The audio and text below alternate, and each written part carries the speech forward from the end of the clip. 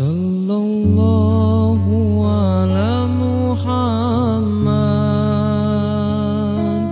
sallallahu alaihi wasallam, sallallahu ala Muhammad, sallallahu alaihi wasallam.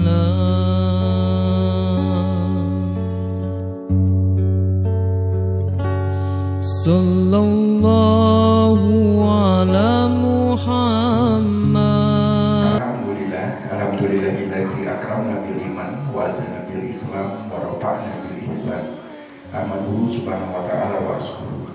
Allahumma sholli wa sallim wa barik ala sayyidina wa maulana wa habibina Muhammad wa ala alihi wa sahbihi wa man tabi'ahu bi ihsani ila yaumil amma ba'du. Yang kami muliakan Al-Ustaz Adriansyah Asri Hussein LCMA. Terima kasih Ustaz sudah hadir. Jazakallahu khair. Yang kami hormati segenap jajaran pengurus DKM At-Taqwa, Masjid Al-Mansur, Masjid Ar-Rahman dan Mushola Al-Ikhlas. Yang kami hormati Ketua RW 20 dan Ketua RT 01 dan RT 05. Yang kami hormati pembina, penasehat dan pengurus DKM Nurul Iman. Yang kami hormati pengurus dan anggota Majelis Taklim, ibu-ibu, sahabat jemaah dan hadirin yang Allah muliakan. Tidak ada kata yang pantas untuk kita tuturkan pada petang hari ini selain bersyukur kehadirat Allah Subhanahu wa Ta'ala. Alhamdulillah hingga detik ini kita masih bisa merasakan nikmat terbesar dalam hidup kita, yaitu nikmat Islam dan iman. Kita pun patut bersyukur kita diberikan kesehatan, kesempatan dan kemampuan untuk bisa mengikuti acara rutin 2 bulanan secara umum dengan tema pada sore hari ini adalah utamakan adab tak semata ilmu. Untuk itu perkenankan kami segenap pengurus DKM Nurul Iman untuk mengucapkan terima kasih atas atensi dan investasi waktu Bapak, Ibu, serta semua jemaah berkenan hadir tepat waktu pada acara di sore hari ini. Jazakumullah khairan katsiran. Sholawat serta salam semoga tetap terlimpah curahkan pada uswatun hasanah baginda Nabi besar Muhammad SAW, kepada keluarga, para sahabat, dan insya Allah kepada orang-orang yang senantiasa istiqomah berjalan di bawah naungan sunnah beliau. Izinkan saya menyampaikan susunan acara pada sore hari ini. Yang pertama adalah pembukaan, kedua adalah membaca ayat suci Al-Quran dan saling tilawah. Acara ketiga sambutan oleh Ketua DKM Nurul Iman. Yang keempat adalah acara inti secara umum oleh Al-Ustaz Adriansyah Asri LCMA, sekaligus ditutup dengan pembacaan doa. Setelah acara selesai nanti akan dilanjutkan dengan pengukuhan pengurus DKM Nurul Iman periode 2023-2026 oleh Ketua Pembina DKM dan dilanjutkan dengan sholat maghrib berjamaah dan acara Ramadan. Para jemaah yang kami hormati, untuk mengoptimalkan waktu, mari kita membuka acara ini dengan membaca basmalah bersama-sama. Bismillahirrahmanirrahim. Kita melangkah ke acara kedua, yaitu pembacaan ayat suci Al-Quran surat Al-Ahzab ayat 21 sampai 27 oleh adik Tina dan sari tilawah oleh adik Hera. Kepada adik Tina dan Hera disilakan. A'udzu billahi minasyaitonir rajim. Bismillahirrahmanirrahim. Laqad kana lakum fi rasulillahi uswatun hasanatun liman kana yarjullah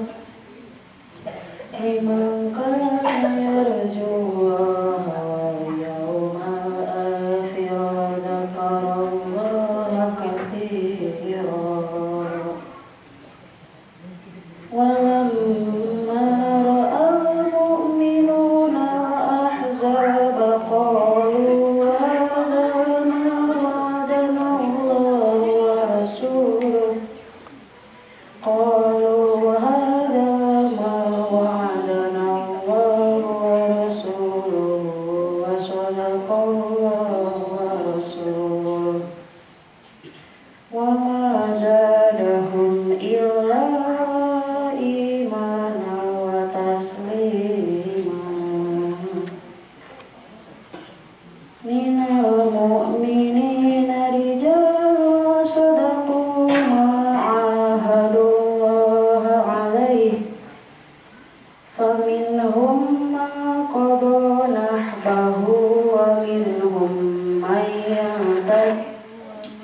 بدلوا تبديلا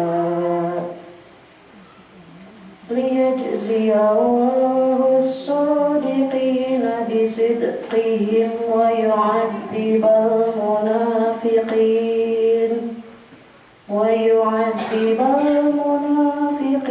إن شاء يتوب عليهم إن الله كان غفورا رحيما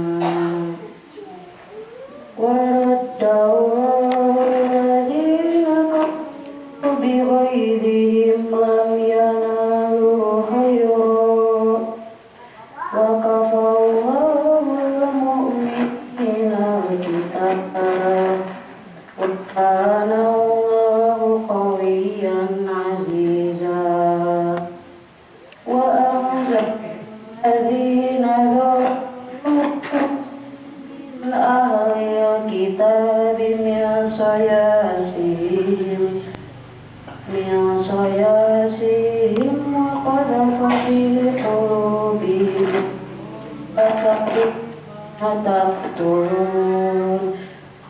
وقذف في قلوبهم الرعب فريقا تقتلون وتأسرون فريقا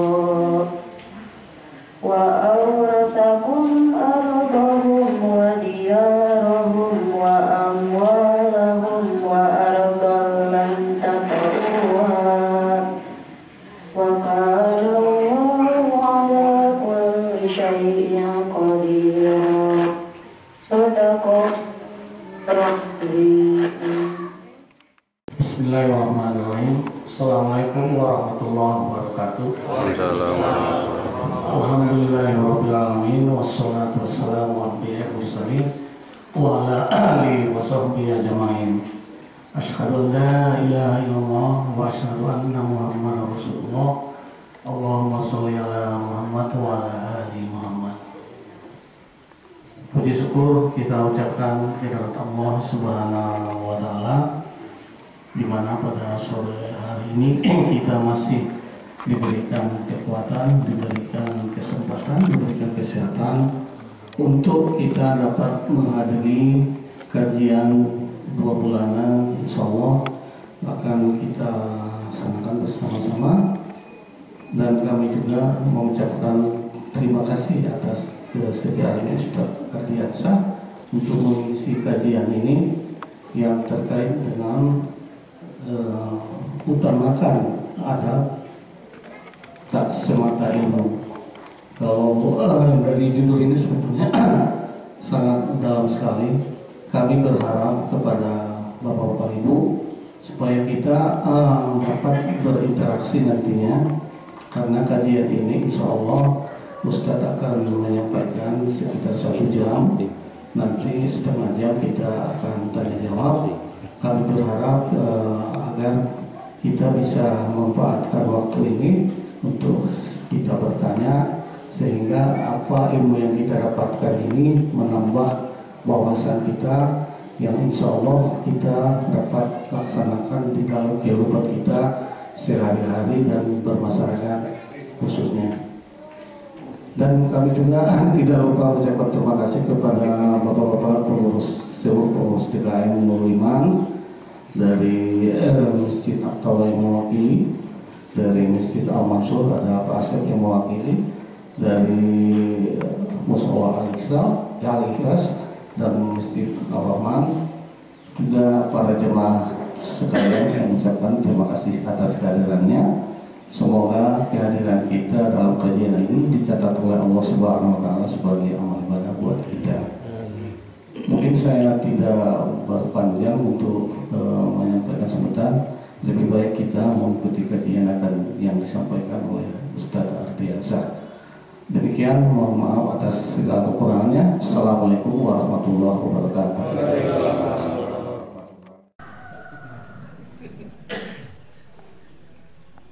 A'udzubillahi minasyaitonirrajim. Bismillahirrahmanirrahim. Alhamdulillahirabbil alamin wa kafa. Wassalatu wassalamu ala nabiyil mustafa.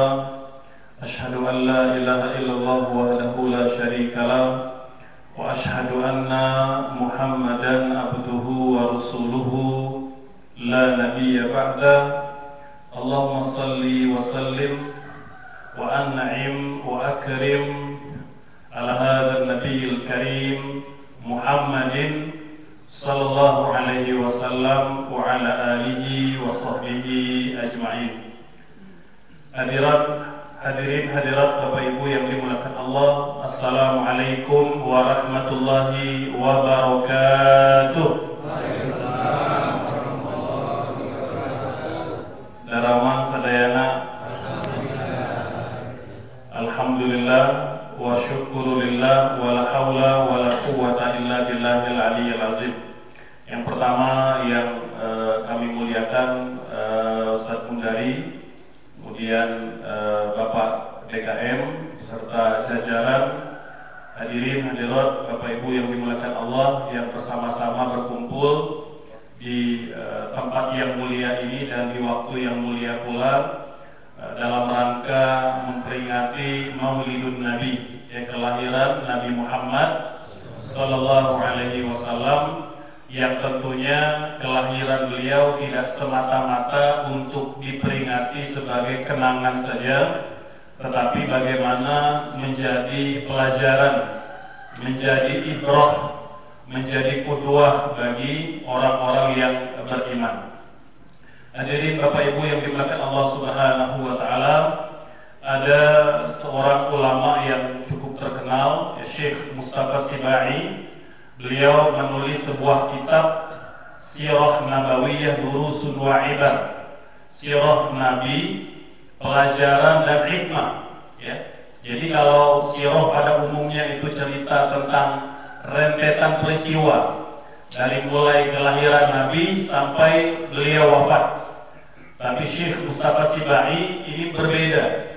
Meski kitabnya tidak tebal, tapi sangat fenomenal Bapak Ibu sekalian, karena beliau mencoba mengangkat banyak pelajaran yang selama ini kadangkala kurang tersentuh oleh kitab-kitab sirah, kurang banyak dibicarakan. Jadi kalau kitab-kitab sirah banyak membicarakan tentang peristiwa-peristiwa saja, sementara beliau mengangkat pelajaran. Misalnya, mengapa Rasulullah itu dilahirkan dalam keadaan yatim piatu, ya. Mengapa beliau menjadi pengembala kambing, ya. Mengapa beliau disusui oleh ibu susu misalnya, ya. Nah, itu beliau kemudian mengangkat banyak hikmah, banyak pelajaran. Kata beliau, Bapak Ibu sekalian, tidak ada manusia di dunia ini yang kehidupannya ditulis secara rinci dibanding kehidupan Rasulullah SAW. Sampai-sampai beliau mengatakan Nabi Muhammad adalah satu-satunya manusia yang lahir di bawah sinar matahari. Artinya jelas peristiwa kehidupan Nabi itu direkam, ditulis oleh para ulama dari sejak sebelum beliau dilahirkan sampai beliau wafat. Bahkan jumlah uban di jenggotnya, jumlah uban di kepalanya itu dihitung oleh para sahabat Sallallahu Alaihi Wasallam. Jadi tidak ada, ya, penggemar atau fans berat, ya, yang melebihi fans, ya, dan peminat Nabi Muhammad Sallallahu Alaihi Wasallam. Karena saking cintanya, maka tak ada bagian kehidupan Nabi yang tak tercatat. Maka Bapak Ibu sekalian, kita perlu mengambil pelajaran dan hikmah dari kehidupan Rasulullah SAW sesuai dengan tema kita pada hari ini, ya, bahwa adab adalah lebih utama, tidak semata-mata ilmu. Karena tujuan kita diberi ilmu menjadi pribadi-pribadi yang beradab, menjadi pribadi-pribadi yang berakhlak. Nabi bersabda, "Wa ma arsaltu illa liutammima makarimal akhlak." Dalam hadis yang lain, "Wa ma bu'istu illa liutammima makarimal akhlak." Tidaklah aku diutus, ya, menjadi seorang rasul melainkan untuk menyempurnakan budi pekerti dan akhlak yang mulia. Maka sejatinya Bapak Ibu sekalian, semakin berilmu maka harusnya kita semakin beradab, semakin berakhlak. Jangan sampai semakin berilmu hanya bertambah pengetahuan saja, hanya bertambah khazanah ilmu saja, tapi tidak bertambah akhlaknya. Ya. Hadirin Bapak Ibu sekalian, dalam ayat yang dibacakan oleh Ananda tadi, ya, surah Al-Ahzab, Allah berfirman pada ayat ke-21, A'udzubillahi minasyaitonirrajim, laqad kana lakum fi Rasulillahi uswatun hasanah. Telah nyata dalam kehidupan Nabi atau pada kehidupan Rasulullah SAW qudwah dan uswah yang dapat kita ambil sebagai pelajaran. Maka pelajaran yang paling menonjol dari kehidupan Rasulullah SAW adalah tingginya adab dan akhlak beliau Sallallahu Alaihi Wasallam. Maka Bapak Ibu sekalian, banyak para ulama yang menuliskan tentang pentingnya kita mempelajari adab. Abdullah bin Mubarak, ini salah seorang ulama terkemuka dunia. Di masa beliau, Bapak Ibu sekalian, beliau menceritakan, laqad ta'allamna al-adaba 30 sanah, summa ta'allamna al-adaba 20 sanah, atau ta'allamna al-adaba 30 sanah, wa ta'allamna al-ilma 20 sanah. Kata beliau, ulama dulu di masa beliau itu belajar adab selama 30 tahun, baru belajar ilmu 20 tahun. Jadi yang dipelajari adab, baru belajar ilmu. Kemudian porsi waktu untuk belajar adab itu lebih banyak dibanding semata-mata belajar ilmu. Ya, sama pada hari ini kita seolah-olah kehilangan, ya, kehilangan nilai-nilai itu Bapak Ibu sekalian, ketika banyak di antara kita yang lebih menekankan anak-anak itu untuk pintar dan cerdas, ya, untuk berilmu pengetahuan. Tapi sedikit sekali kemudian kita yang punya perhatian agar anak-anak kita menjadi pribadi-pribadi yang mulia. Kita lihat Bapak Ibu sekalian, Al-Imam Ahmad Ibnu Hanbal. Ini beliau kalau bikin pengajian, ya mirip-mirip kalau hari ini seperti Ustaz Abdul Somad, ya, Ustaz Adi Hidayat, ya. Pengajiannya itu yang datang bisa ratusan ribu sampai jutaan orang. Ahmad Ibnu Hanbal, ini salah seorang ulama terkemuka, satu di antara ulama 4 mazhab. Ya, kita kenal mazhab beliau dengan mazhab Hambali. Ya. Ini beliau Bapak Ibu sekalian, setiap kali bikin pengajian maka tak kurang yang datang itu 500.000 orang. Hanya 30% saja yang datang membawa buku dan mencatat ilmu. Artinya 60-70% datang ingin melihat beliau, ingin melihat adabnya Imam Ahmad, bagaimana kesopanannya, bagaimana akhlaknya, bagaimana cara dia berbicara, bagaimana cara dia menyapa yang lebih tua, cara dia menyapa yang lebih muda.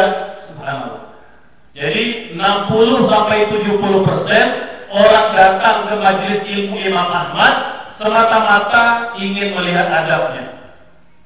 Itu juga yang terlihat Bapak Ibu sekalian pada ulama-ulama hadis. Ya, kita mengenal misalnya Imam Al-Bukhari, pengarang kitab Sahih Al-Bukhari. Kata ulama, tidak ada kitab yang paling sahih di dunia ini setelah Al-Quran melainkan Sahih Al-Bukhari. Jadi sudah tervalidasi Bapak Ibu sekalian, sudah tak diragukan lagi. Tercatat dalam hadis dalam kitab Sahih ini tidak kurang 7.000 hadis. Walaupun Imam Al-Bukhari itu menghafal tidak kurang dari 1,5 juta hadis. Jadi Bapak Ibu, Imam Al-Bukhari ini hafal 500.000 hadis. Tapi yang beliau masukkan dalam Sahih Bukhari cuma 7.000. Itu kira-kira berapa persen dari yang dihafal Bapak Ibu sekalian? Sedikit sekali. Mengapa? Karena Imam Al-Bukhari ini punya metode yang ketat dalam menyaring hadis. Karena beliau tidak ingin berkhianat kepada Rasulullah SAW dengan sembarangan membukukan hadis, karena kelak akan dibaca miliaran umat Islam. Bahaya. Karena beliau tahu hadis Nabi yang sahih dalam Sahih Bukhari, "Man kadzaba 'alayya muta'ammidan falyatabawwa maq'adahu minan nar." Barang siapa berdusta, berbohong atas nama Nabi, ini kata Rasulullah memberi ancaman. Barang siapa berdusta atas namaku, maka siap-siap booking kursi di neraka, kata Rasulullah. Ancaman. Maka Imam Al-Bukhari, Bapak Ibu, gak mau sembarangan memasukkan hadis yang belum tervalidasi dalam Sahih Bukhari. Maka terseleksilah dari 500.000 hadis yang dia hafal, cuma 7.000 yang dimuat dalam Sahih Bukhari. Bapak Ibu, apa di antara metode yang dipakai oleh Imam Al-Bukhari?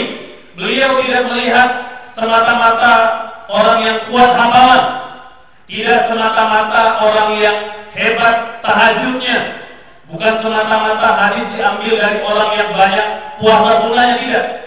Bapak Ibu, Imam Al-Bukhari itu mengambil satu hadis dengan melihat banyak pada akhlak perawi hadisnya. Dia rela berjalan sampai naik kendaraan berminggu-minggu, berbulan-bulan untuk menjemput hadis di Yaman, di Son'a, di Mesir, ya di Sudan. Beliau ke sana, tapi tidak langsung beliau ambil. Nah, jadi misalnya Imam Bukhari ini bukan orang Arab, Bapak Ibu sekalian. Ini bukti bahwa tidak semua orang Arab itu ulama, gitu, ya. Buktinya Imam Bukhari itu asli orang Rusia, Bapak Ibu, ya, orang Uzbekistan. Jadi beliau tinggal di kota Al-Bukhara, itu yang disebut sebagai Imam Al-Bukhari.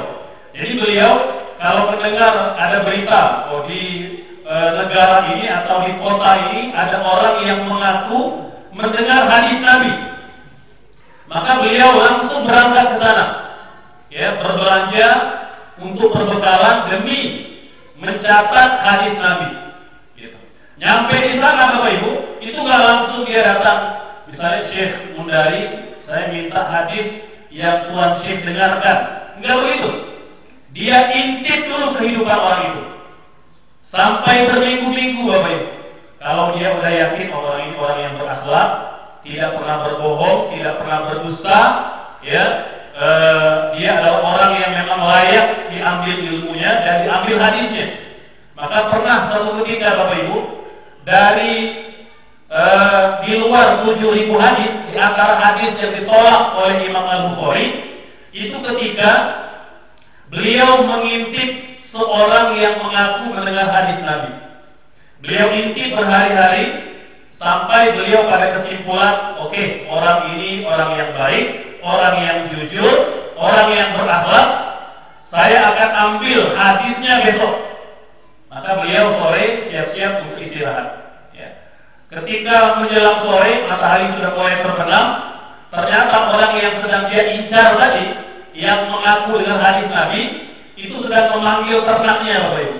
Kan kalau kita kayak manggil ayam gitu, ya, sambil menebarkan apa? Seolah-olah menebarkan beras atau jagung. Maka sama dengan laki-laki itu, ya. Kata Al-Bukhari, aku melihat dia memanggil ternaknya. Dia seraya melempar-lemparkan sesuatu, tapi tak ada yang dia lempar. Hanya semata-mata karena hewan itu sudah terbiasa kalau dia kayak menggerakkan tangan seolah-olah seperti melemparkan makanan, maka pulanglah ternaknya berbondong-bondong. Bapak Ibu sekalian, apa kata Al-Bukhari? Demi Allah, saya tidak akan mengambil hadis dari orang yang berbohong pada ternaknya. Subhanallah. Bapak Ibu, itulah metode Imam Al-Bukhari ketika menyaring hadis-hadis Nabi, maka jadilah Sahih Bukhari yang cuma 7.000 hadis itu. Padahal yang telah dia hafal 1,5 juta hadis dari Rasulullah SAW. Makanya kata beliau, dalam Sahih Bukhari ini hanya ada hadis sahih, meskipun tidak semua hadis sahih ada di sini. Nah, maka nanti Kalau tidak ada di Sahih Muslim, di Sahih Bukhari, mungkin di Sahih Muslim, mungkin di Sahih Tirmidzi, mungkin di Sahih Abu Daud, mungkin di Sahih An-Nasa'i, mungkin di Ibnu Majah. Jadi jangan sampai kita kemudian hanya terima Al-Bukhari saja, karena setidaknya ada 6, Bapak Ibu sekalian, 6 ulama hadis yang diakui oleh ulama dunia dapat diambil hadisnya. Ada Al-Bukhari yang pertama, ada Muslim, ada Abu Daud, ada Tirmidzi, ada An-Nasa'i, ada Ibnu Majah. Ini yang dikenal sebagai Kutubus Sittah, kitab hadis yang 6, Bapak Ibu sekalian, ya. Maka kembali kepada tema yang sedang kita bicarakan, maka itulah adab, Bapak Ibu sekalian. Jadi kita tidak semata-mata hanya belajar ilmu saja, kemudian membelakangi adab yang memang seharusnya juga kita pelajari. Banyak orang hari ini belajar ilmu tapi tidak belajar adab, sehingga mudah menyalahkan orang, mudah membid'ahkan orang, ya, mudah untuk mengkafirkan orang, ya, karena dia tidak belajar adab. Bahwa bahkan kalau perkara itu salah, kita perlu mengingatkan dengan cara yang beradab. Bapak Ibu sekalian, Nabi punya cucu Hasan dan Husain. Satu ketika Hasan Husain ini ingin menasihati seorang kakek-kakek, gitu, ya. Dia lihat kakek ini karena sudah berusia, berwudunya tidak sempurna, banyak kelirunya, gitu, ya. Membasuh wajah tidak sempurna, membasuh tangan tidak sampai siku, kurang bagus wudunya, ya. Tapi Hasan Husain, Bapak Ibu, meskipun dia mau mengkoreksi, dia tahu ini orang tua.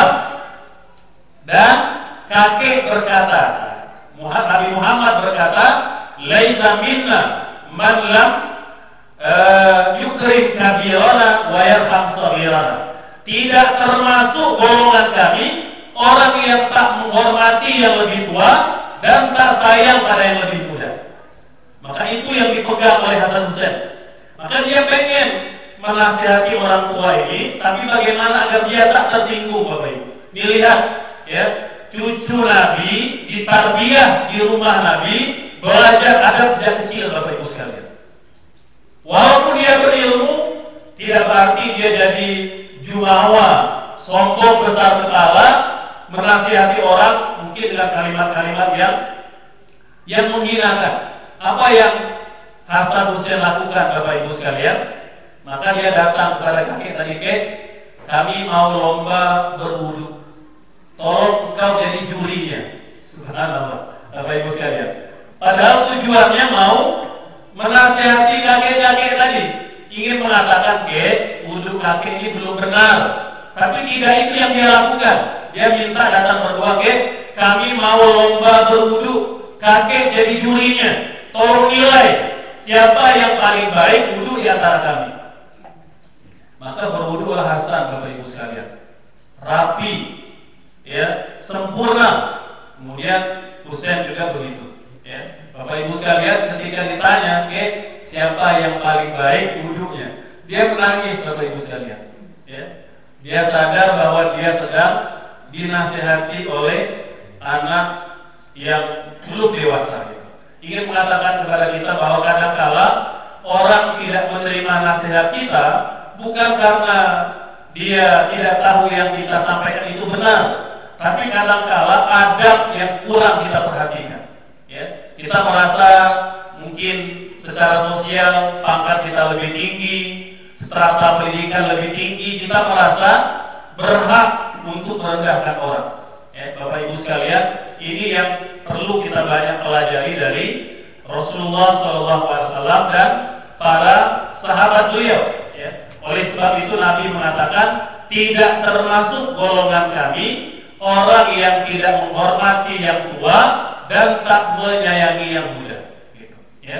Juga dalam sebuah kalimat ulama punya istilah, Bapak Ibu sekalian, bahwa antara yang tua dan muda itu perlu berkolaborasi, ya, perlu ada sinergi, ya. Bahwa yang tua ada kelebihan, yang muda juga ada kelebihan. Maka ada istilah hikmatus suyukh wa hamasatus syabab, kebijaksanaan, kedewasaan orang tua dan semangat orang-orang muda. Ya, jadi tidak kita benturkan antara generasi yang tua dengan generasi yang muda. Itulah akhlak Rasulullah SAW. Maka Bapak Ibu sekalian, di kalangan sahabat Nabi itu ada yang tua, ada Abu Bakar, ada misalnya Umar, gitu ya. Nanti misalnya ada Hamzah dan lain-lain. Ada yang muda, bahkan banyak. Ada Ali, ada Utsman, ada Zaid, ada Usamah. Tapi semuanya Bapak Ibu sekalian itu beliau perlakukan dengan baik. Kata para sahabat, Bapak Ibu sekalian, ketika Nabi wafat, ada tidak kurang 160 orang, 160.000 orang sahabat Nabi. 160.000 orang sahabat Nabi. Gitu, ya. Jadi ketika haji wada, haji Nabi yang terakhir, ada tidak kurang 160.000 orang sahabat Nabi. Siapa itu sahabat Nabi, Bapak Ibu sekalian? Yang pertama yang bertemu dengan Nabi. Jadi kalau yang tak bertemu dengan Nabi, walaupun hidup sezaman dengan Nabi, bukan sahabat Nabi. Ada nggak bertemu sezaman dengan Nabi tapi tidak bertemu Nabi? Siapa diantaranya? Uwais Al-Qarni, Bapak Ibu. Itu hidup di masa Nabi hidup, ya. Tapi tak ditakdirkan berjumpa dengan Nabi. Beberapa kali berkirim surat ingin bertemu, karena Uwais ini kan ngasuh ibunya, ibu kandungnya. Jadi tidak bisa ditinggal lama. Ketika ada kesempatan berangkat ke Madinah, Nabi sedang keluar kota. Jadi tak berkesempatan bertemu. Jadi mereka hanya berkirim surat. Tapi nanti Nabi berpesan, wahai Umar, temui Uwais Al-Qarni, mohon kepadanya untuk mendoakan ampunan untukmu. Subhanallah. Itu imannya Uwais Al-Qarni, Bapak Ibu. Ya. Maka Uwais Al-Qarni walaupun sezaman dengan Nabi, tapi tak berjumpa dengan Nabi, dia bukan sahabat Nabi. Itu yang pertama. Yang kedua, beriman dengan Nabi. Jadi berjumpa dan beriman. Kalau berjumpa tapi tak beriman, bukan sahabat Nabi, Bapak Ibu sekalian. Ada nggak yang berjumpa dengan Nabi tapi tak beriman? Banyak, ya. Abu Lahab, Abu Jahal, siapa lagi? Itu bukan yang Abu yang di Indonesia, ya. Itu beda, ya. Ya. Maka Bapak Ibu sekalian, bertemu dan harus beriman. Yang ketiga, syarat menjadi sahabat Nabi, hidup di masa Nabi, beriman dengan Nabi, sampai wafat tetap beriman dengan Nabi Muhammad Sallallahu Alaihi Wasallam. Jadi kalau dia hidup di masa Nabi, bertemu Nabi, beriman, tapi murtad, dia bukan sahabat Nabi. Ada nggak sahabat Nabi yang murtad, Bapak Ibu? Ada, ya, tapi tidak banyak. Ada, gitu ya. Siapa diantaranya? Rojal bin Unfuah namanya, Bapak Ibu sekalian. Siapa namanya? Rojal bin Unfuah. Beliau ini hidup pada masa Nabi dan pada masa Abu Bakar sampai pada masa Umar. Ya, dia murtad pada masa Abu Bakar atau pada masa Umar, Bapak Ibu sekalian. Jadi ketika Nabi wafat, Abu Bakar menjadi khalifah, banyak muncul nabi-nabi palsu di Yaman, di Son'a. Maka Rojal yang tadi Muslim, sahabat Nabi, dia minta kepada Abu Bakar, wahai Abu Bakar, utus aku untuk menjumpai Musailamah Al-Kadzab di Yaman yang mengaku menjadi nabi setelah Nabi. Maka kata Abu Bakar, baik, itu aku izinkan. Maka dia berangkat, Bapak Ibu sekalian, berangkat ke Yaman, berniat mau menyadarkan Musailamah agar bertaubat dan mencabut klaimnya tidak menjadi nabi palsu. Tapi apa yang terjadi, Bapak Ibu sekalian? Rojal justru goyah imannya ketika ditanya oleh Musailamah. Apa kata Musailamah? Wahai Rojal, berjuang bersama Nabi, berjuang bersama Abu Bakar, apa yang kau dapat? Kalau kau berjuang bersamaku, aku berikan berikan kau separuh negara, aku berikan separuh hartaku. Jadi Bapak Ibu sekalian, makanya orang kalau diuji dengan kesulitan, dengan kemiskinan, itu biasanya lebih istiqomah. Tapi banyak yang tumbang diuji dengan kekayaan. Maka Rojal Bapak Ibu berhadapan dengan kekayaan Musailamah, goyah imannya. Maka dia menjadi bagian dari Musailamah, bahkan menjadi tangan kanannya Musailamah. Maka sejak hari itu murtadlah Rojal bin Kufwa. Umar di Madinah mendengar Rojal telah murtad. Apa kata Umar? Wahai Abu Bakar, wahai Khalifah, izinkan aku memenggal batang lehernya. Ya.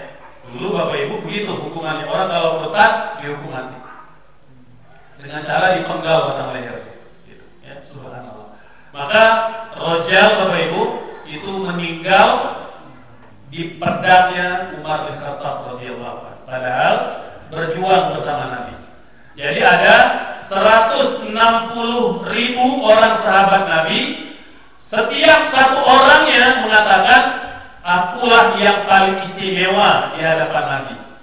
Karena Nabi memuliakan, beradab dengan semua sahabatnya. Bayangkan Bapak Ibu, 160.000 orang itu merasa dialah yang paling istimewa dibandingkan sahabat-sahabat yang lain. Subhanallah. Padahal kita tahu bahwa sahabat yang paling mulia itu adalah Abu Bakar, lalu Umar, lalu Utsman, lalu Ali.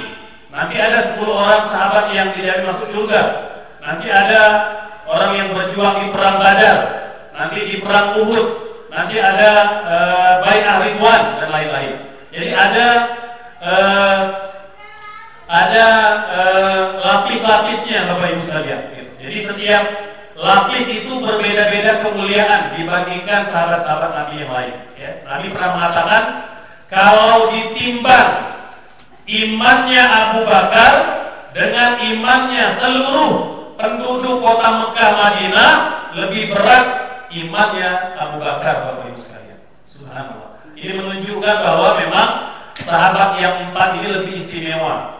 Tapi meskipun mereka istimewa, semua sahabat Nabi merasa mereka lah yang istimewa dibandingkan sahabat yang lain. Karena kalau bertemu dimuliakan. Nabi itu Bapak Ibu sekalian, kalau menyapa itu langsung bertemu dengan wajah. Jadi tidak miring. Kalau kita kadang-kadang melirik, kadang-kadang mendelik. Nabi tidak. Kalau menyapa orang maka dia akan menyapa langsung berhadap-hadapan. Ini yang menunjukkan Bapak Ibu sekalian betapa Nabi sangat menjaga akhlak dan adab kepada para sahabatnya. Oleh sebab itu Nabi juga berpesan kepada kita, perbanyaklah berbuat baik, perbanyaklah beramal. Di antaranya adalah memperlakukan orang beradab dengan baik. Ya, terutama sekali pada pasangan kita. Ya, suami memuliakan istri, istri menaati suami, ya, anak-anak menaati orang tua. Ya. Jadi Bapak Ibu sekalian, itu kewajiban kita. Makanya suami punya kewajiban, istri juga punya kewajiban. Setinggi apapun pangkat ibu-ibu, ya, seberapa besar pun gajinya, ibu-ibu tetaplah istri. Ya. 2 hari yang lalu mungkin saya ngisi diklat itu untuk pegawai-pegawai di pemerintahan dari ASN sampai eselon 1, eselon 2, eselon 3. Bahkan banyak profesor di BRIN itu perempuan. Ya, saya katakan ibu-ibu, ya, setinggi apapun pangkatnya, sebesar apapun gajinya, walaupun suami ibu-ibu pengangguran, dia tetaplah suami kita. Wajib menaati. Jadi jangan sampai karena di kantor biasa memberi arahan, memberi perintah, di rumah juga suami diberi perintah, nggak boleh. Haram ibu sekalian. Ya, maka puncak adabnya istri itu adalah menaati suami. Makanya kata Rasul, apabila wanita itu melakukan 4 hal. Yang pertama, salat khamsah, sholat 5 waktu. Shamat syahraha, puasa Ramadan tak pernah ketinggalan. Kalau haid berhalangan ganti qadha. Yang ketiga, hafizat farjaha, menjaga kehormatannya.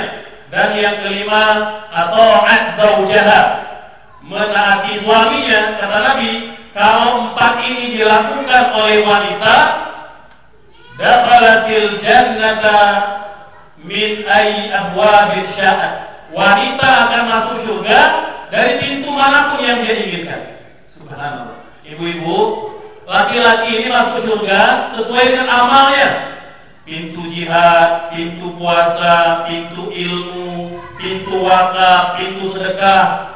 Jarang ada laki-laki yang dipanggil dari semua pintu kecuali Abu Bakar, yang memang amalnya luar biasa. Tapi untuk wanita, Nabi katakan dapat masuk surga dari pintu manapun yang dia inginkan, asal lakukan 4 perkara tadi. Sholat tidak pernah ketinggalan, puasa dijaga, kemaluan dilindungi, dan yang keempat menaati suaminya. Karena di antara ujian yang banyak menimpa muslimah pada hari ini adalah hilangnya ketaatan. Ya, saya mengatakan ini ibu-ibu sekalian sebagai niat ikhlas, karena saya di MUI Kota Bandung itu sering berhadapan dengan konsultasi, ya, baik pasangan milenial ataupun pasangan kolonial. Jadi setiap hari itu adanya masalahnya, ya. Jadi dari mulai masalah anak, masalah keluarga besar, sampai masalah-masalah rumah tangga. Itu kebanyakan disebabkan tadi, ya, ketika pos-pos yang utama itu ditinggalkan. Mohon maaf, ini juga sebagai kritikan, ya, koreksi untuk kita para suami dan juga untuk para istri. Karena kalau suami itu tidak menjalankan tugasnya, tidak memberi nafkah, Bapak Ibu sekalian, bicara nafkah, ada 3 hal yang wajib dipenuhi oleh suami. Yang pertama, yang namanya mat'am dan masyrab, makan minum, seperti mana suaminya makan. Yang kedua, malbas, berpakaian, seperti mana suami berpakaian. Dan yang ketiga, maskan, tempat tinggal, seperti mana suami tinggal. Ini kewajiban utama suami. Mohon maaf Bapak sekalian, nafkah itu ada di pundak suami, bukan di pundak istri. Ya, jadi tugas utama suami adalah mencari nafkah. Tugas istri menghabiskan nafkah. Tugas istri adalah membina anak-anak, Bapak Ibu sekalian. Nah, hari ini itu banyak yang terbalik. Istri yang bekerja, suami yang di rumah. Maka pos utamanya ditinggalkan. Itulah yang membuat na'udzubillah anak-anak pergaulan bebas, narkoba, hamil di luar nikah, dan lain sebagainya. Ya, ini karena pos yang utama itu ditinggalkan. Maka adab suami adalah menjalankan nafkah kepada istrinya. Adab tertinggi istri itu adalah berbakti dan taat kepada suami. Ya, Bapak Ibu sekalian, kemudian Nabi juga sering memberikan pesan nasihat kepada para sahabat beliau yang banyak mengingatkan tentang peran-peran kita di keluarga dan peran-peran kita di masyarakat. Nabi bersabda, khairukum khairukum li ahlihi wa ana khairukum li ahli. Orang yang paling baik di antara kalian adalah orang yang paling baik terhadap keluarganya. Jadi bukan orang yang paling sibuk di luar. Ya, kalau kita bekerja boleh, tapi tetap energi terbesar itu harus diberikan kepada keluarga kita. Maka para suami ketika ada bersama keluarga, energi terbesarnya harus hadir, Bapak Ibu sekalian. Jangan semata-mata fisik saja, semata-mata lahir saja, tetapi juga rohani dan hatinya hadir bersama dengan keluarga. Ya. Dalam hadis yang sahih, Bapak Ibu sekalian, Anas bin Malik meriwayatkan dalam hadis Muslim, kata Nabi, kata rawi hadis Anas bin Malik, suatu ketika Nabi sedang berada di Masjid Nabawi, lantas lewat satu rombongan membawa jenazah. Jenazah orang baik, orang merasakan kebaikannya. Maka orang-orang membicarakan kebaikannya. Si fulan soleh, si fulan baik, dia pernah membantu saya, menolong saya, ya. Jadi orang-orang yang pernah berinteraksi dengan mayit tadi itu menyaksikan kebaikan. Maka mereka mulai membicarakan kebaikan-kebaikannya. Dari mulai membantu, kemudian meringankan beban saudaranya, mungkin sahabatnya, dari mulai masalah keuangan, nasihat dan lain-lain, Bapak Ibu sekalian. Maka Nabi mendengar komentar-komentar baik tadi, itu hanya mengucapkan satu kata, wajabat, artinya wajib baginya. Tak lama kemudian lewat jenazah yang kedua, jenazah toleh. Ini kebalikan soleh, Bapak Ibu. Jadi bahasa Arab itu beda kata, beda arti. Jadi kalau soleh itu dengan huruf shad, artinya orang yang baik. Tapi kalau toleh dengan to, huruf to, artinya kebalikannya. Maka hati-hati kalau kasih nama anak yang sembarangan. Beda huruf, beda arti, Bapak Ibu sekalian. Ya.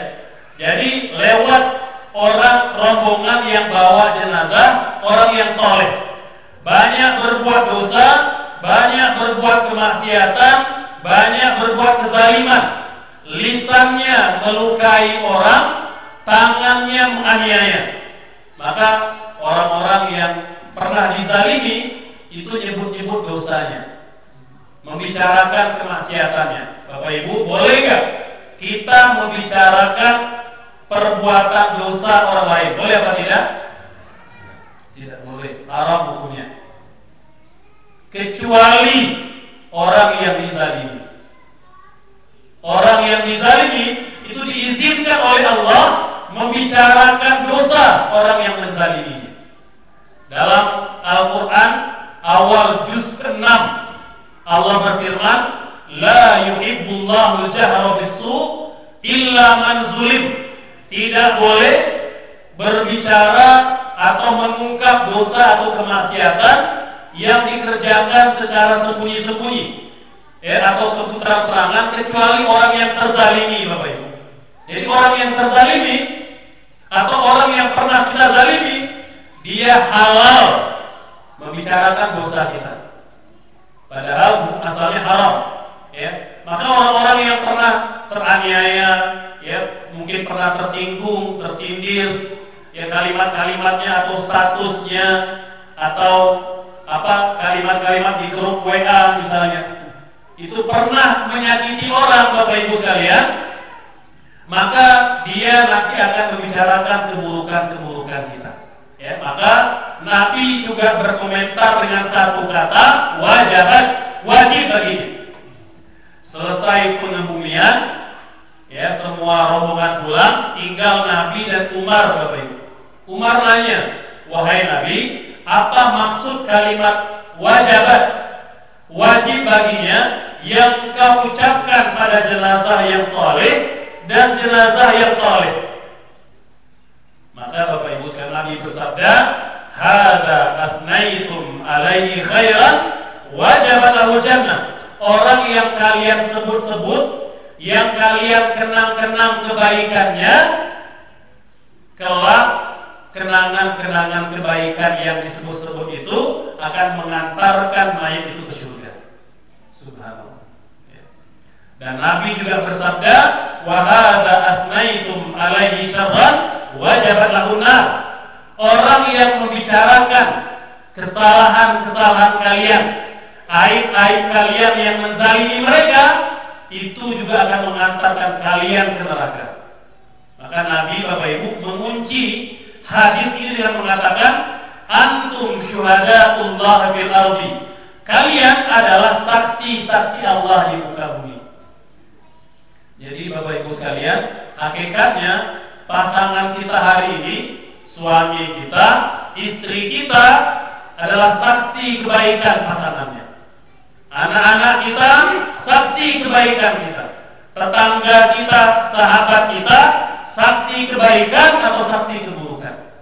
Maka jangan pernah remehkan kebaikan sekecil apapun, Bapak Ibu sekalian. Karena kalau dia dikenang, tatkala kita wafat, kenangan itulah yang akan mengantarkan kita ke surga. Ya.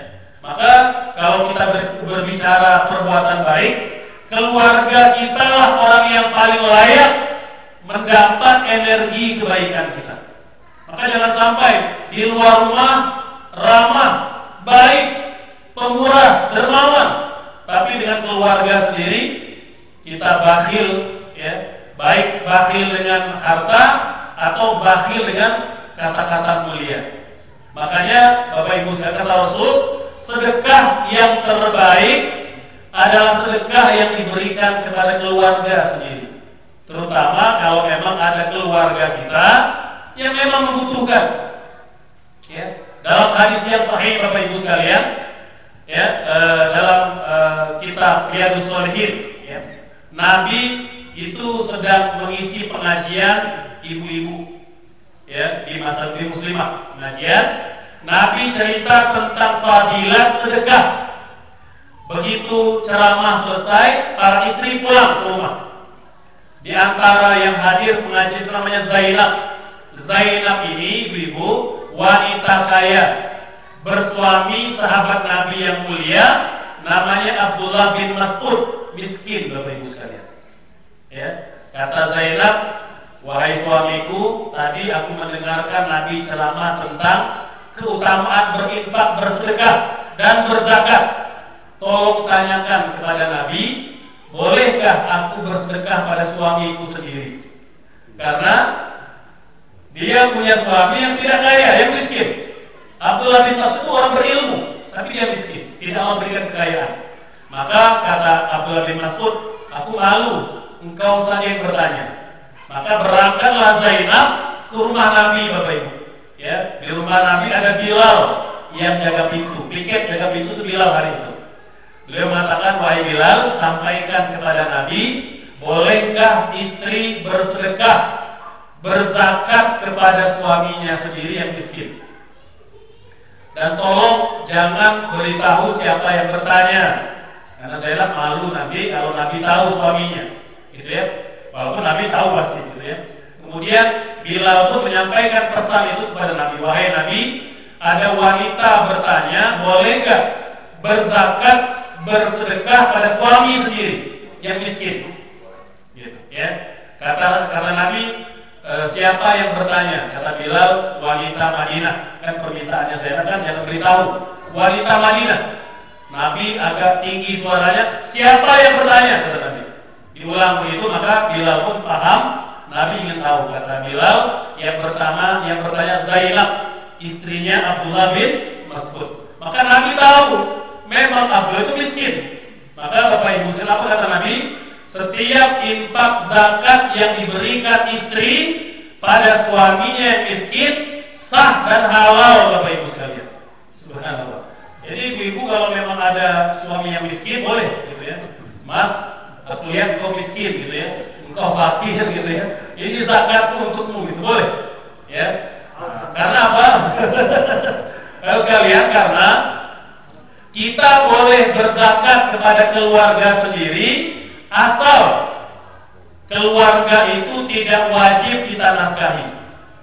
Maka suami tak boleh berzakat pada istri. Mengapa? Karena istri wajib dinafkahi. Ayah tak boleh berzakat pada anaknya, karena anaknya wajib dinafkahi. Tapi istri tak punya kewajiban menafkahi suami. Maka sepakat para ulama tanpa ada khilaf, wanita para istri boleh berzakat pada suaminya asal masuk satu dari 8 asnaf itu.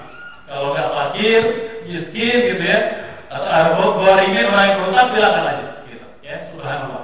Nah ini Bapak Ibu sekalian, kebaikan-kebaikan. Jadi harus banyak kebaikan-kebaikan yang kita tanam, yang kita semai, dan yang paling utama tentu bagaimana kita banyak berbuat baik kepada keluarga kita sendiri. Selanjutnya Bapak Ibu sekalian, bahwa berbicara tentang adab, ya, maka para ulama menyebutkan adab-adab itu adalah ketika kita tahu bahwa sumber ilmu itu sangat luas, sumber ilmu itu sangat banyak. Jadi jangan mudah kita menyalahkan orang lain dengan kedangkalan ilmu kita. Karena boleh jadi orang lain yang punya amaliyah yang berbeda itu punya dalilnya, punya sandarannya. Ya, kalau kita betul-betul beradab, maka tentu tidak akan terjadi perselisihan di masyarakat, Bapak Ibu sekalian.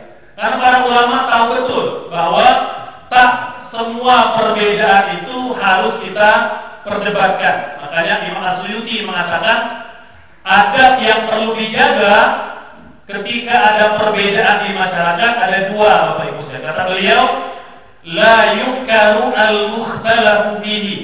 Tidak boleh saling mengingkari pada masalah-masalah khilafiyah. Toleransi saja. Yang kunut toleran dengan yang tidak kunut. Yang tidak kunut toleran dengan yang kunut.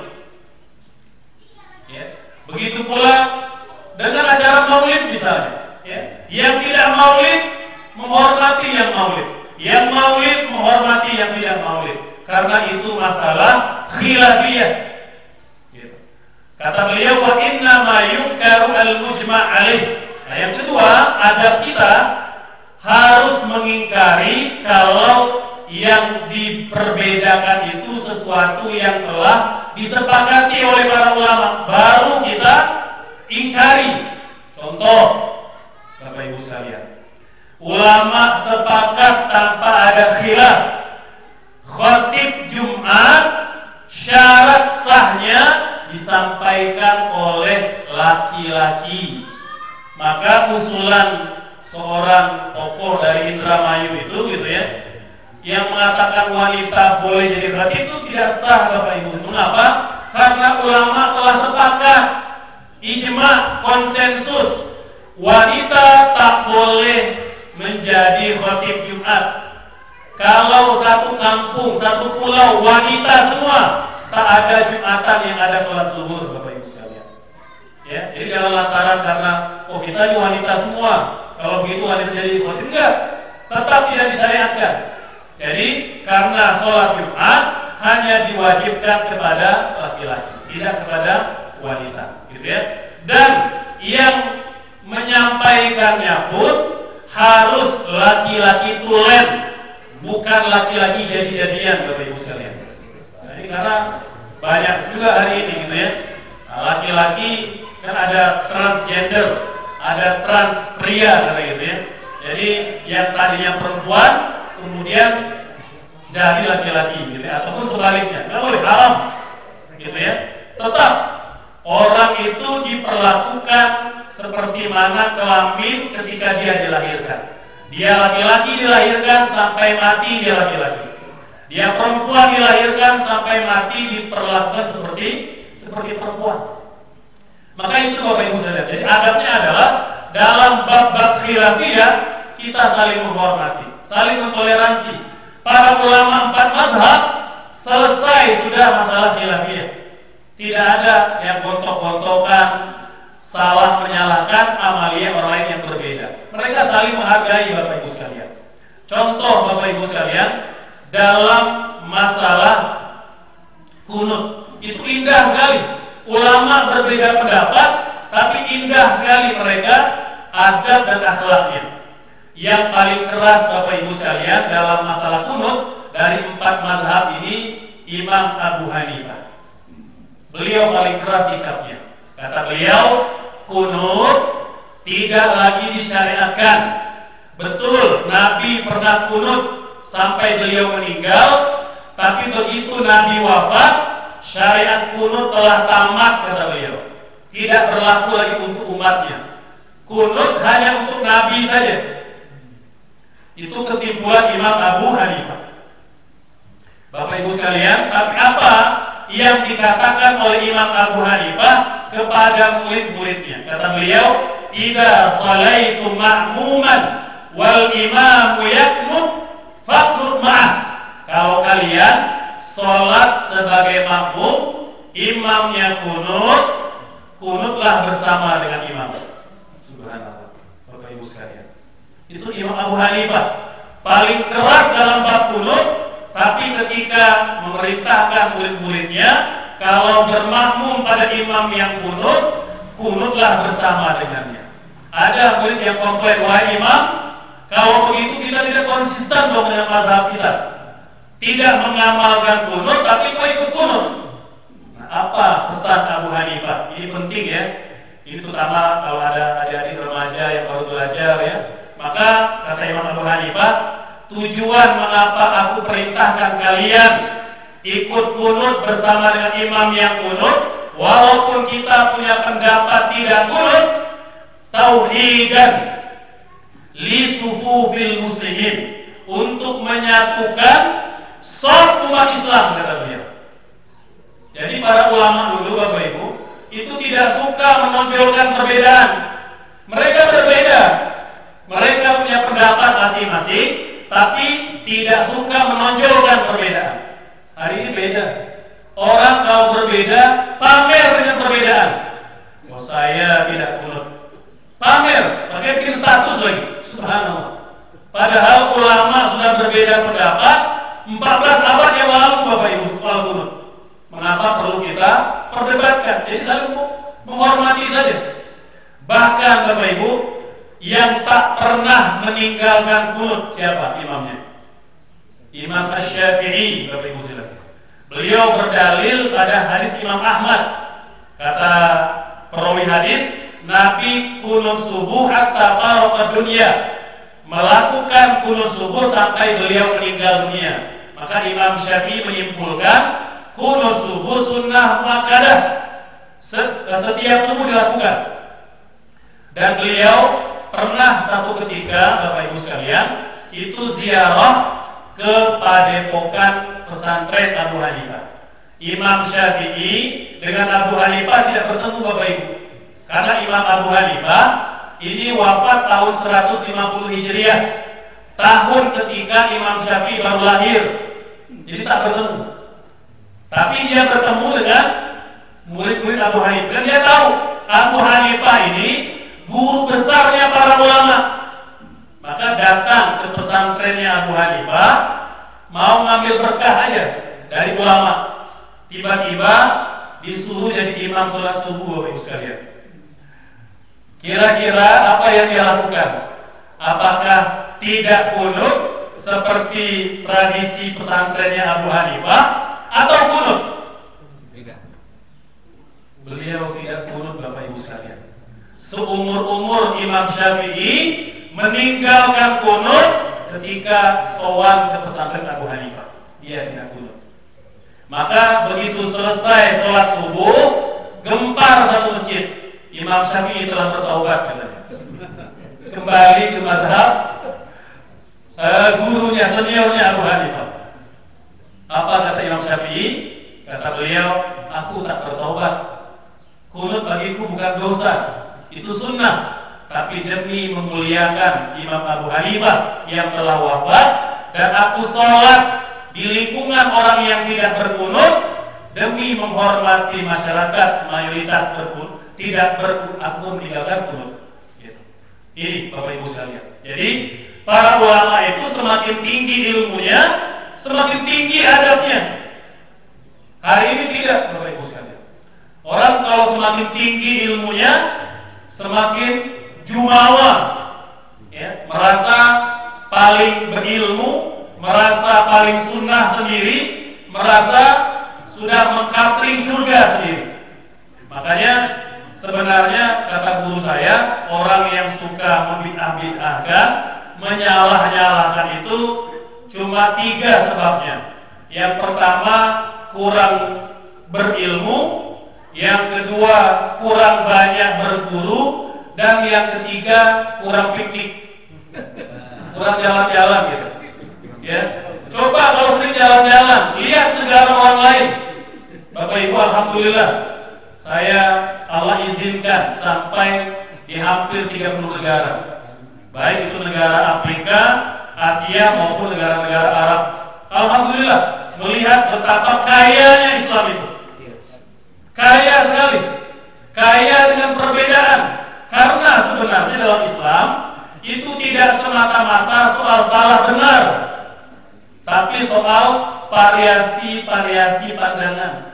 Kita ini kan kalau berhadapan dengan masalah agama selalu pengen hitam putih, padahal tidak begitu Bapak Ibu sekalian. Dalam agama tidak selalu salah benar, tapi boleh jadi semuanya benar. Contoh, orang yang sujud, apakah mendahulukan kedua telapak tangan atau kedua lutut? Kalau Pak DKM sujud dua lutut atau dua tangan dulu? Dua lutut. Kalau Pak mungkin tangan, lutut juga. Lutut, masya Allah. Ada yang dengan dua tangan dulu? Subhanallah. Bapak Ibu, bukan salah benar. Dalam hadis Abu Daud, Nabi melakukan kedua-duanya. Nabi ketika berat badannya belum begitu berat, itu dengan dua lutut sujudnya, jadi ringan, gitu ya. Tapi begitu agak berat bobot badannya, maka sujud dengan dua telapak tangan agar tidak cedera lututnya. Subhanallah.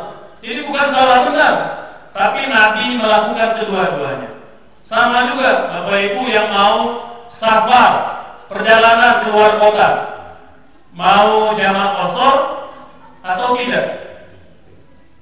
Kalau Bapak dipilih, Ustaz, kalau berangkat ke Bandung, berangkat ke Jakarta, milihnya jamak qashar atau tidak?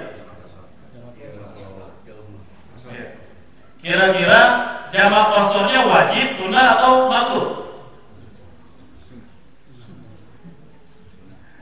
Ulama berbeda pendapat. Mengapa? Karena Nabi tak mengucapkannya. Nabi hanya berbuat, ulama yang menyimpulkan.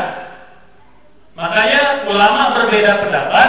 Betul, jamak qashar sepakat syariat yang dibolehkan untuk orang yang musafir. Jarak tempuhnya 89 km dari tempat berangkat sampai ke destinasi. Minimal 89 km. Jamak qasharnya ulama sepakat. Ulama berbeda pendapat apa hukumnya. Abu Hanifah mengatakan wajib. Maka orang India, orang Pakistan, orang Sri Lanka, orang Turki, kalau musafir tidak jamak qashar berdosa, Bapak Ibu.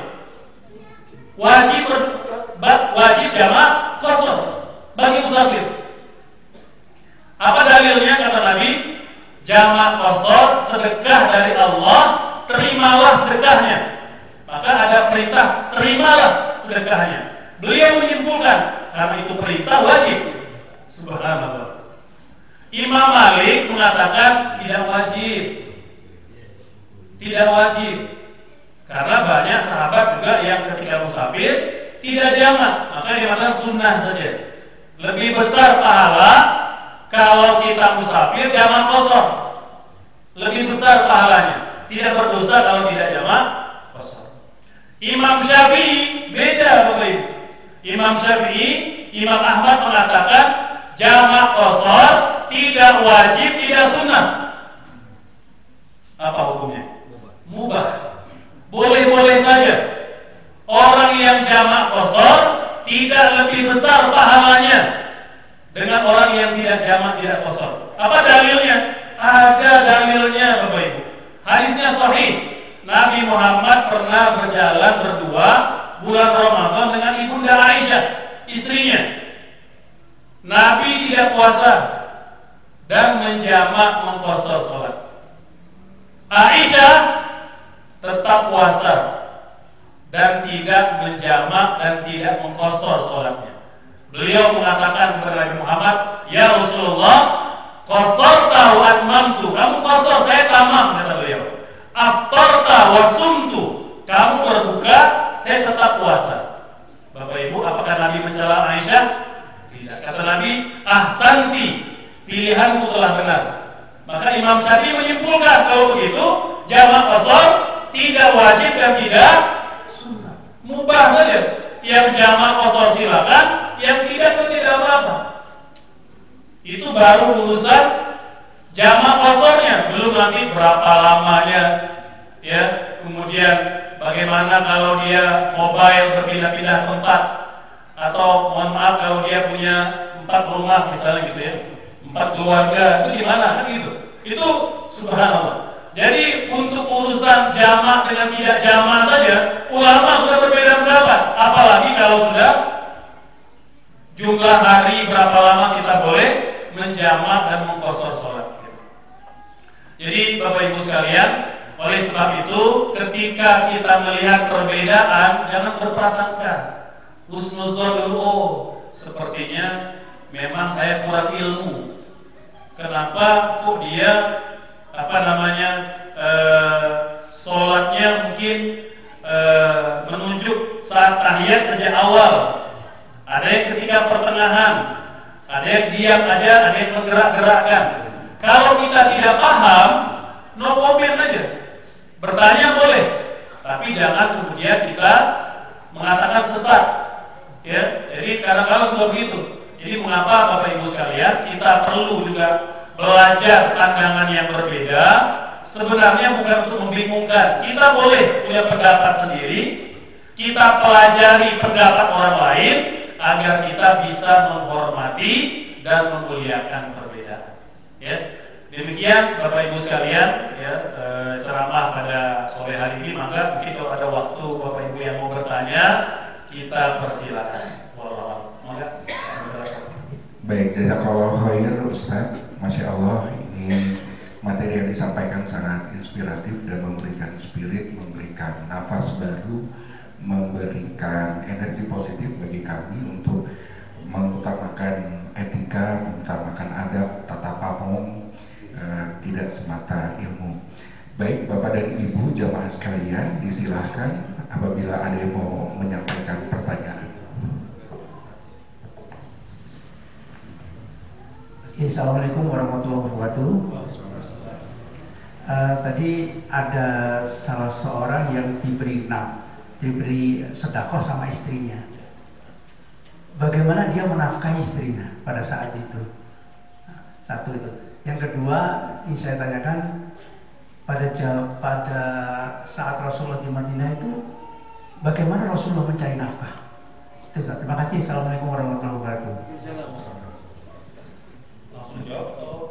Silakan Ustaz.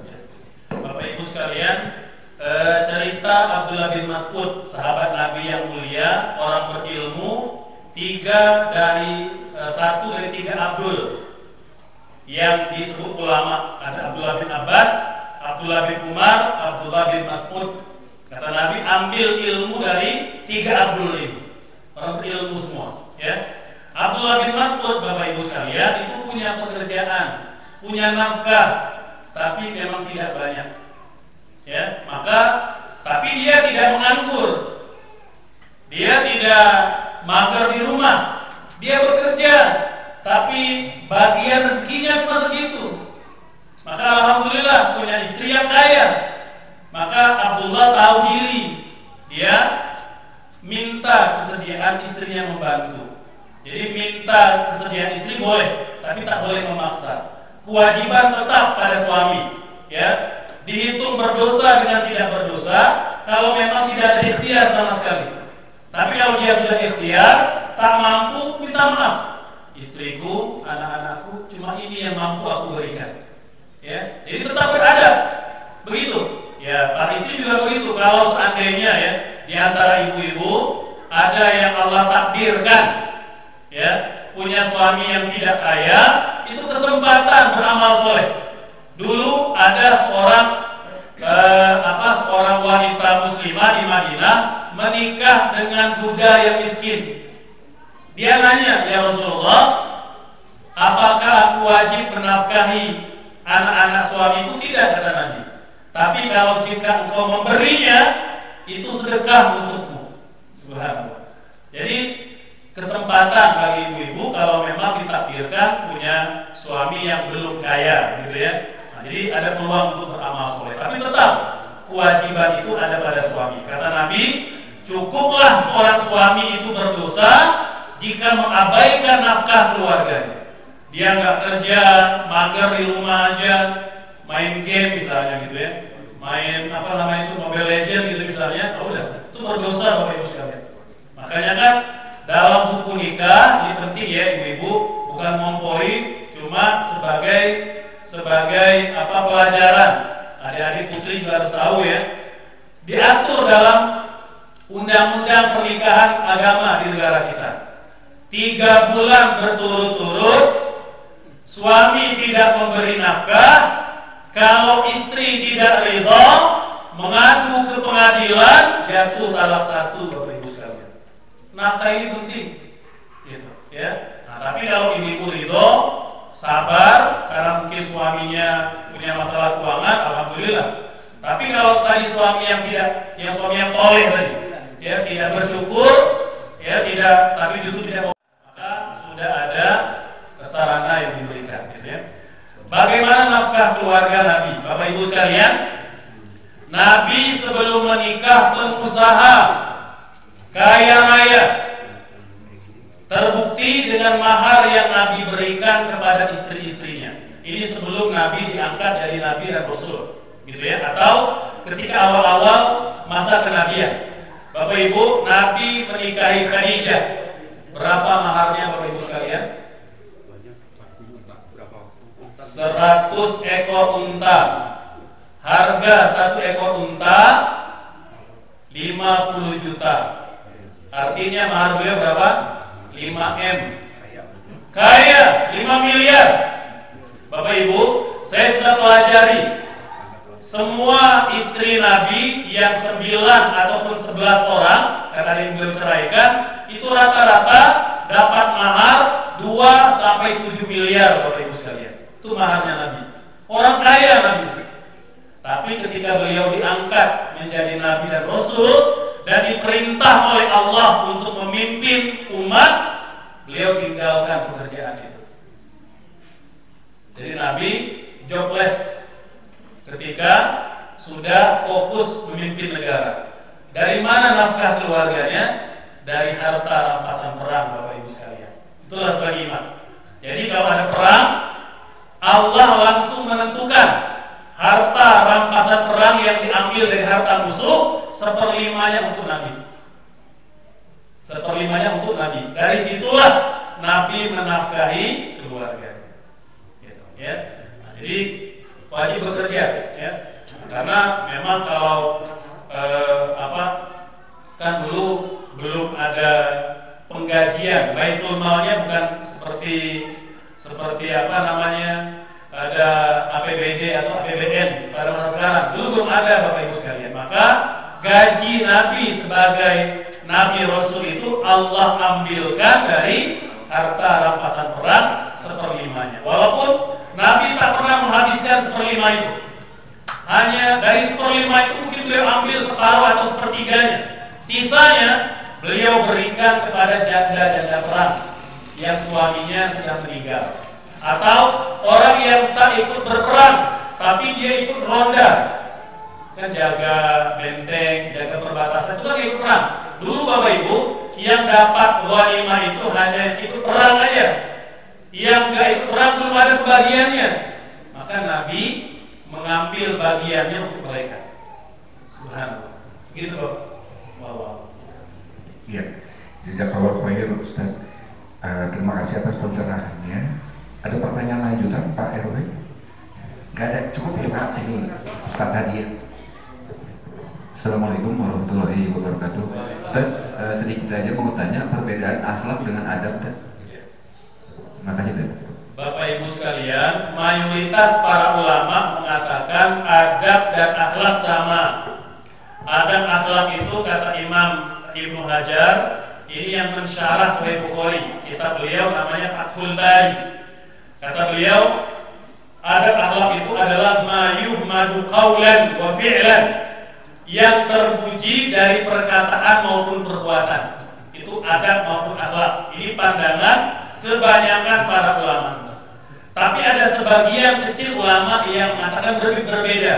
Kalau adab itu adalah tingkah laku yang bisa dipelajari dan dilahirkan oleh semua orang. Orang beriman tak beriman bisa menjadi beradab. Tapi kalau akhlak lahir dari iman. Ini pendapat yang kedua yang mengatakan adab akhlak itu berbeda. Kalau yang pertama sama saja, yang kedua mengatakan adab akhlak itu berbeda. Jadi kalau orang Jepang disiplin, ya budaya antri itu adab. bukan akhlak. Kalau versi yang kedua, akhlak itu adalah perbuatan mulia yang lahir dari keimanan. Jadi akhlak tak bisa dilahirkan, dia diberikan. Kalau orang telah beriman dan benar imannya, Allah berikan akhlak. Itu pendapat yang kedua yang mengatakan perbedaan adab dengan akhlak. Wallahu. Baik, terima kasih Ustaz. Pak, dari sana. Ibu-ibu mungkin ada yang mau nanya? Biar itu ada yang paling belakang, bukan? Kita kasih kesempatan. Teteh yang paling ujung mau nanya? Oh iya, itu yang paling ujung dekat kupas sepatu ya? Iya. Mangga, itu yang paling ujung. Ya.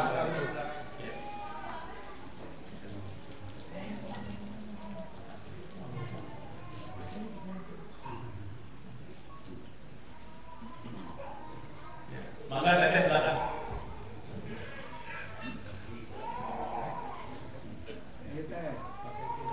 Nyampe suaranya kan? Silakan. Pintu Pak Muhammad di bawah. Nggak nyampe begini, nggak coverage ya, terlalu jauh. Maju deh, putar deh, mungkin nggak nyampe wirelessnya kali, ya nggak ke depan.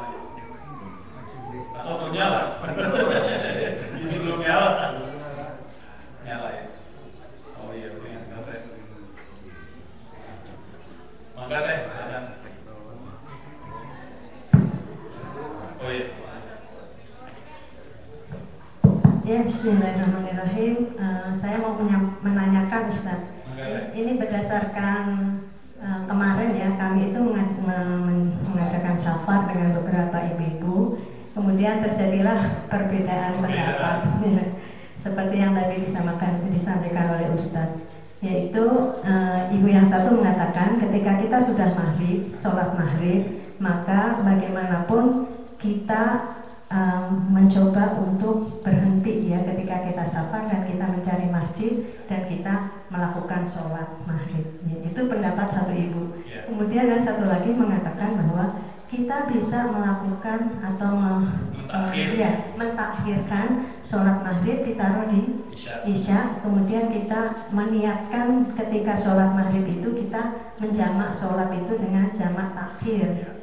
Akhirnya yang ibu yang punya pendapat yang satu tadi mengatakan kalau kita sampai ke rumah itu namanya bukan, kita sudah tidak dalam safar begitu Ustaz. Jadi akhirnya mereka menanyakan ke saya gitu ya, dan saya mengatakan dua-duanya benar. Ya maksudnya boleh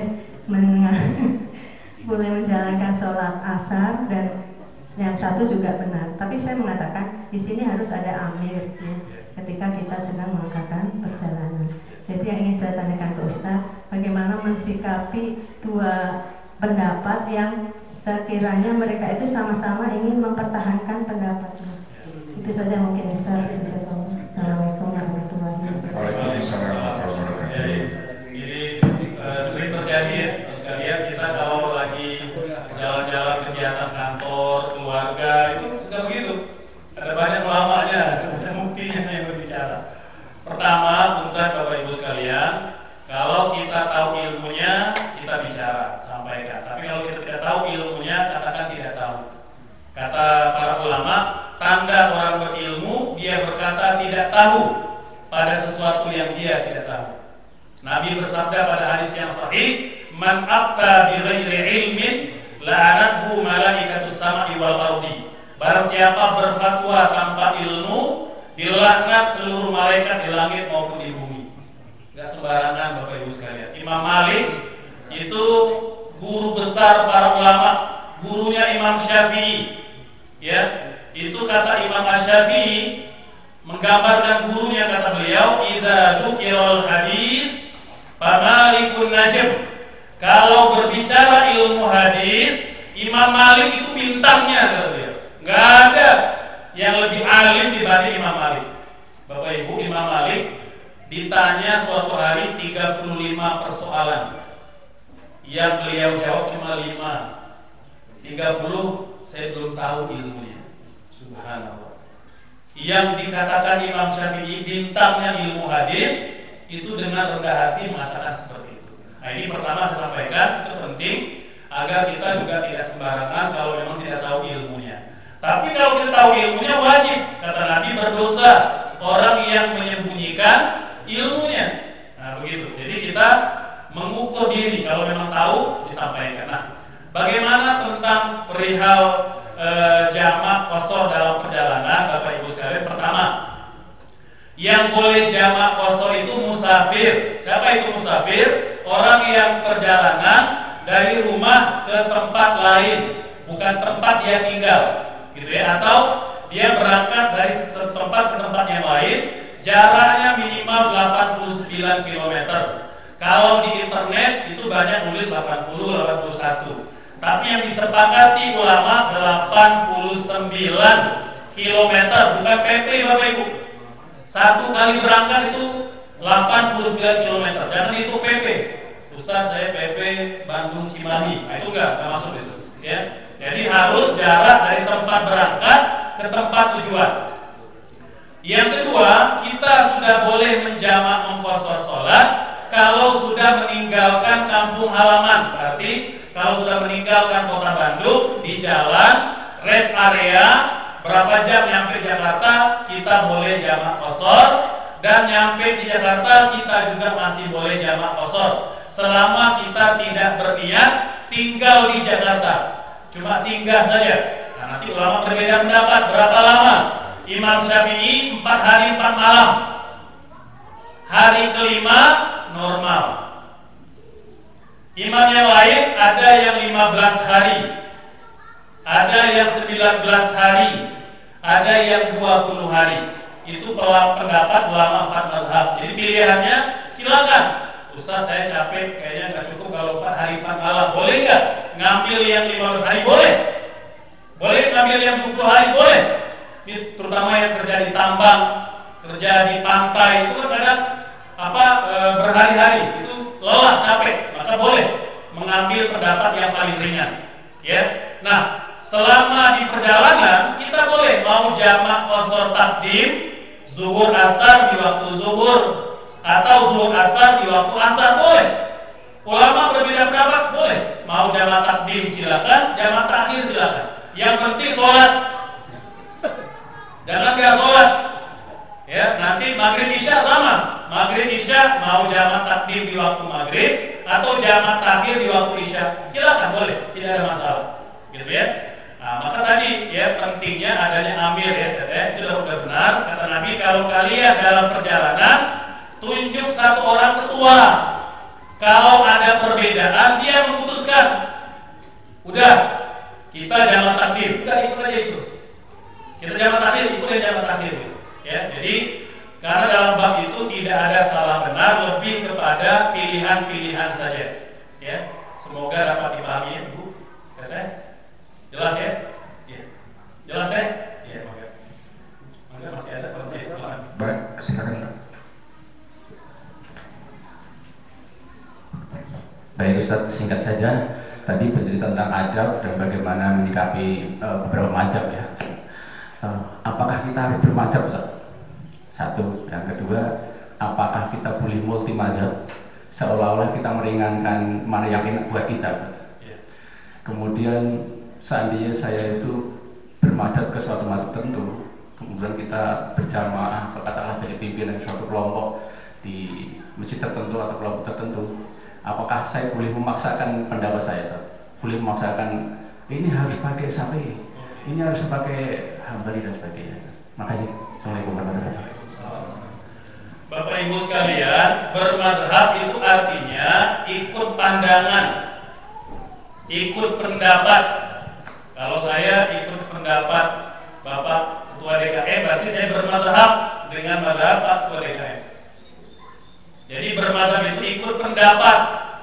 Arti dasarnya tempat berangkat, tempat bersandar, gitu ya. Bermazhab artinya kita mengikuti cara beragama, praktek beragama yang telah disimpulkan oleh para ulama, ya. Nabi bersabda, al ulama warasatul anbiya. Ulama itu pewaris Nabi. Karena Allah mengatakan, fas'alu ahla dzikri in kuntum la ta'lamun. Tanya orang berilmu kalau kalian tidak tahu.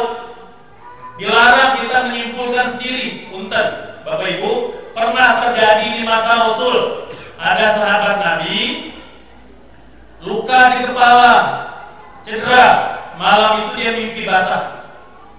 Mau sholat subuh dia nanya ke beberapa orang sahabat Nabi yang udah hadir duluan. Kebetulan yang hadir itu bukan orang berilmu, orang biasa aja. Dia nanya, saya luka di kepala, tadi malam mimpi basah, boleh nggak tayamum? Kata sahabat yang tidak berilmu tadi, oh nggak boleh, kamu harus mandi. Maka mandilah dia pagi itu, Bapak Ibu sekalian. Apa yang terjadi? Dia meninggal dunia. Berita meninggal dunianya itu sampai ke telinga Nabi. Pagi harinya Nabi kumpulkan semua sahabat, Nabi murka luar biasa. Apa kata Nabi? Qatalahumullah. Mereka telah membunuh saudaranya. Semoga Allah binasakan mereka. Kata Nabi apa? Ala sa'alu idza lam ya'lamu. Kenapa tak bertanya kalau tidak tahu? Kata Nabi. Fa inna sifat aina su'al, obat jahil itu bertanya. Kata Nabi, fa innahu yakfi ayyatayammam. Dalam kondisi mimpi basah, kepala terluka, boleh tak mandi junub, ganti dengan tayamum, kata Nabi. Subhanallah.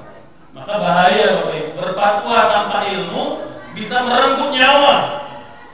Ya, maka kita ikut pendapat ulama dan tanpa sengaja Bapak Ibu, mazhab itu sebenarnya itu dulu itu ada banyak mazhab, ada 176 mazhab Bapak Ibu. Tapi lama-kelamaan mengerucut karena sejak masa Nabi ulama berbeda pendapat. Sahabat Nabi berbeda pendapat. Jangankan antar sahabat, antar Nabi dan istrinya berbeda. Kayak tadi kan, Nabi jamak qasar, istrinya tidak.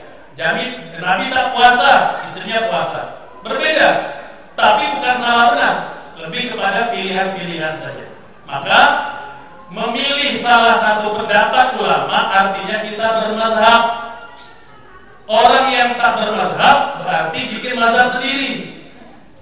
Coba saya tanya Bapak Ibu, kalau tak bermazhab itu siapa?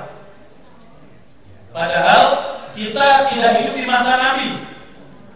Ya, 4 ulama mazhab Bapak Ibu. Abu Hanifah tak bertemu Nabi, tapi dia belajar langsung dengan sahabat Nabi. Beliau punya 5 orang guru sahabat Nabi, Abu Hanifah itu. Salah satunya Anas bin Malik. Tak bertemu Nabi tapi nyantri dengan sahabat Nabi. Jadi nyambung ilmunya. Kata Imam Malik, tak bertemu Nabi, tak bertemu imam, tak bertemu sahabat, tapi Imam Malik berguru pada Imam Abu Hanifah. Kata Imam Syafi'i, tak bertemu Nabi, tak bertemu sahabat, bahkan tak bertemu Abu Hanifah. Imam Syafi'i berguru pada Imam Malik. Imam Ahmad berguru pada Imam Syafi'i. Jadi nyambung ilmunya. Bapak Ibu, 4 ulama mazhab, ini ulama salaf. Kata Nabi, sebaik-baik umat Islam adalah generasi salaf. Siapa salaf itu Bapak Ibu? Bukan kelompok, bukan komunitas.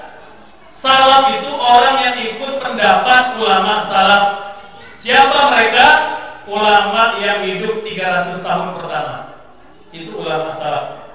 Alhamdulillah Muslimin Indonesia mengikuti ulama 4 mazhab. 99,99% umat Islam Indonesia ikut ulama 4 mazhab. Muhammadiyah ikut ulama 4 mazhab, NU ikut ulama 4 mazhab, Persis, Wasliyah, semua ormas Islam Indonesia mengikuti pandangan-pandangan ulama. Ada yang ikutnya konsisten, ada yang dia menimbang-nimbang, tapi masih dalam pandangan ulama. Bapak Ibu, baca Quran saja kita bermazhab. Mazhab siapa yang kita ikuti Bapak Ibu?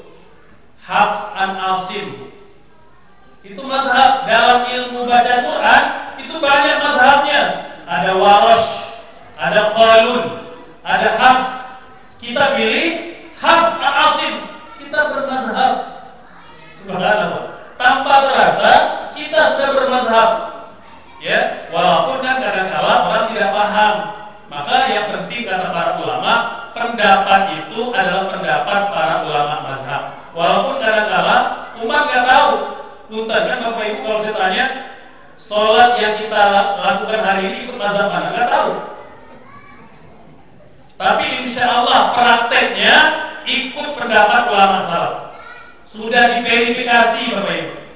Sudah diverifikasi. Makanya buku tuntunan sholat lengkap yang oleh sebagian segelintir orang dikatakan tidak benar, itu sudah divalidasi, sudah diverifikasi, sudah sesuai dengan pendapat ulama 4 mazhab.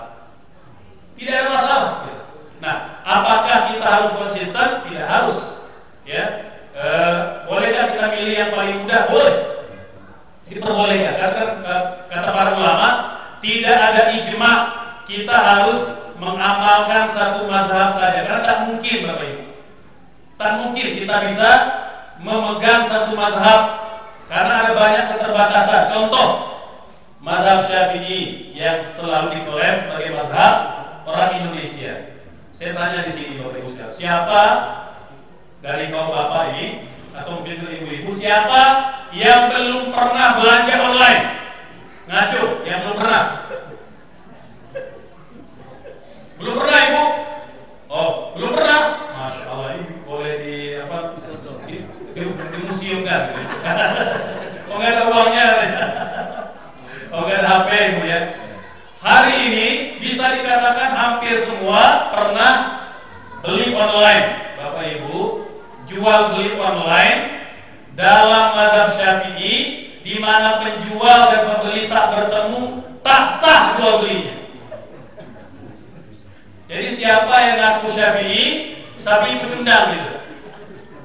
Itu kata Musbahat. Karena ngaku Syafi'i, nggak paham pendapat Syafi'i. Mengapa Imam Syafi'i memilih haram atau tidak sah? Dulu itu tidak ada teknologi, Bapak Ibu sekalian.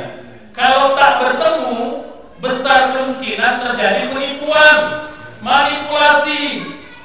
Imam Syafi'i tak membayangkan nanti 10 abad kemudian ada internet, ada kamera, barang-barang bisa divalidasi, ada testimoni, pelapak-pelapak itu kan diverifikasi dulu itu, baru bisa jualan. Kata guru kami di Al-Azhar, kalau Imam Syafi'i masih hidup hari ini, banyak fatwa yang beliau ubah. Dan tidak salah, beliau berfatwa sesuai dengan zamannya. Maka tidak mungkin kita mengamalkan satu mazhab secara konsisten, tidak mungkin. Kalau begitu pendapat siapa yang kita ikuti selama ini? Itu pendapat kebanyakan para ulama, terutama Abu Hanifah. Kata beliau, kalau ada cara memverifikasi penjual dan pembeli, walaupun beda tempat, sah jual belinya. Subhanallah.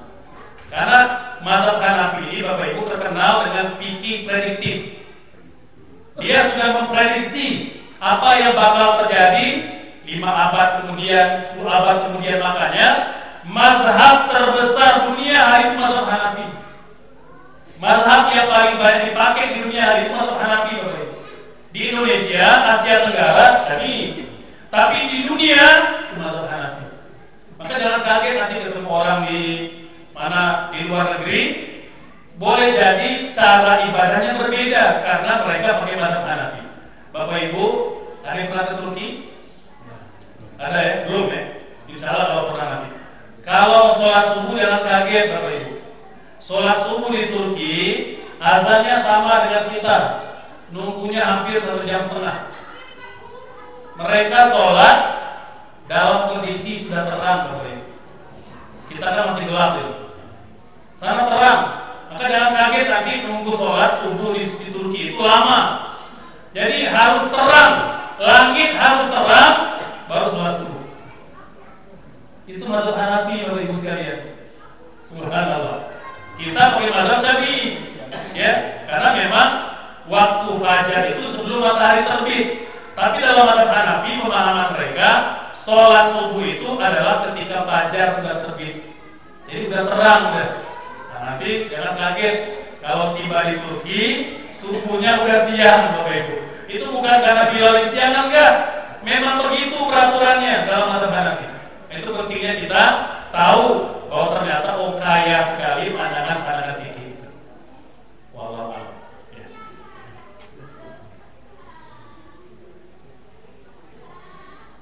Baik, jazakallahu khair Ustaz.